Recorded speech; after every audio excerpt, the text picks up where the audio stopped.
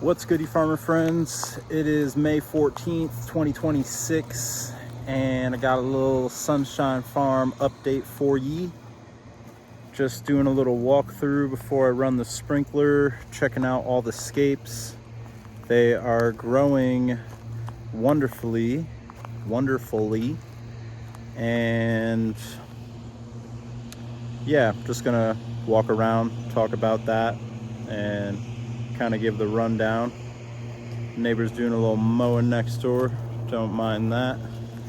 And yeah, so what I'm really psyched about is there's still, besides these 3 beds where the bindweed is just pretty much taken over, gonna get that in check once the garlic just harvests, or maybe in a few weeks right before harvest, just to give some energy back to the garlic. And it is wrapping around, so not ideal, but it is really good for moisture retention. So, and I just took over these 2 beds last season, and you can see that pretty much all of the rest of these beds used to have that same type of bindweed pressure, but through deep composition of mulches, we've been able to choke the bindweed out for the most part.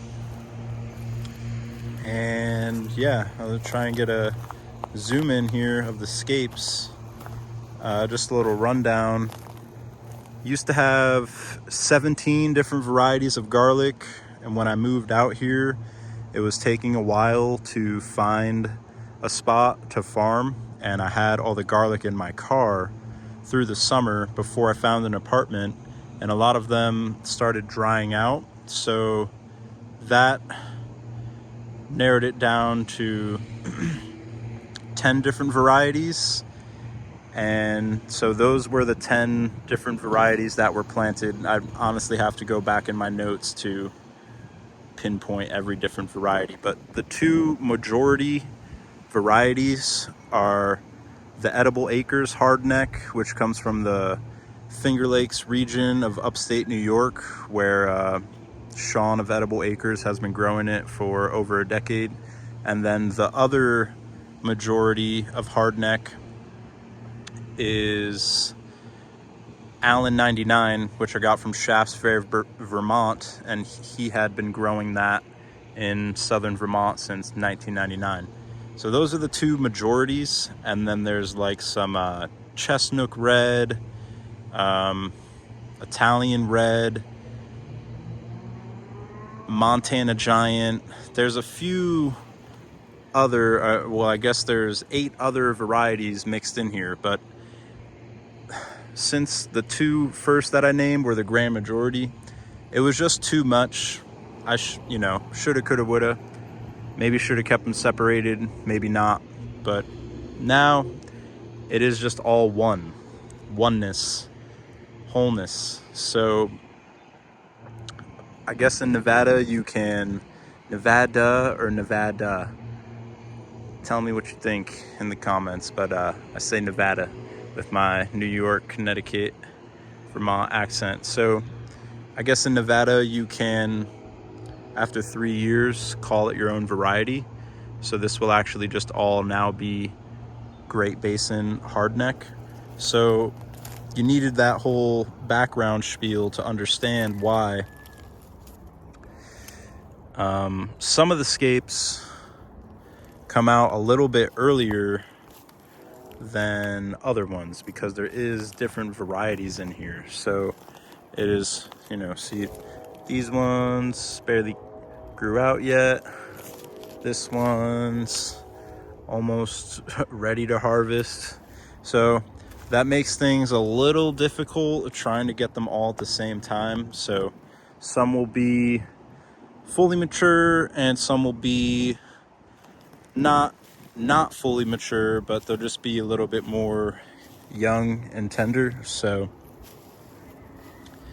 can see a little bit more bindweed pressure in there, a little bit of weed pressure through here, but not too much.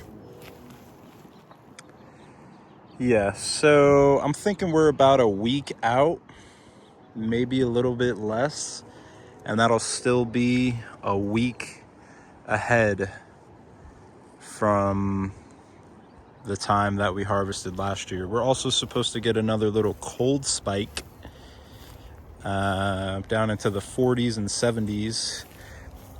Black walnuts growing from seed. Black walnuts growing a tree crop in between the garlic, so that when the garlic comes out, you still have a crop in the bed. Here's some potatoes from last year.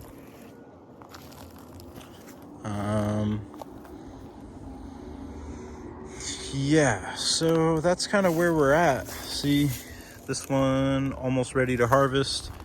Like I was saying in the last video, some people will wait until it loops around twice. Some people wait till it loops around once. And I like to get them a little bit before both of those because they're a little bit more young and tender. And then I just come back and get the regrowth so we can send that energy down into the garlic. So see, this one not ready. So it's like the ones that aren't ready yet, you know, are a different variety. But like I'm saying, now it's just gonna all be the same variety. Kind of takes away from the history of it, which is kind of a bummer, but I'm starting a new history. So